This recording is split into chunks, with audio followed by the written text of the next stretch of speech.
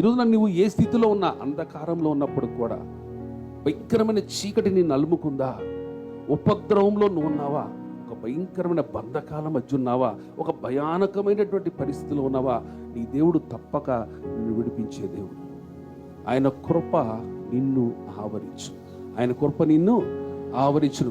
విడిచిపోని కృప ఉంది కాబట్టి పర్వతములు తొలగినను మెట్టలు తత్తరిలను నా కృప నిన్ను విడిచిపోదు. 100% నిన్ను దేవుడు బయటికి తీస్తాడు.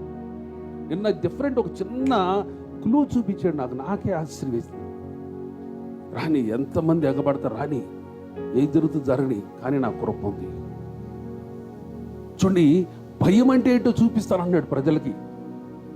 దేవుని బిడ్డల్ని తాకితే, ఈరోజున నిన్ను తాకిన ఆ భయము అనేది ప్రజలకు చూపిస్తాడు.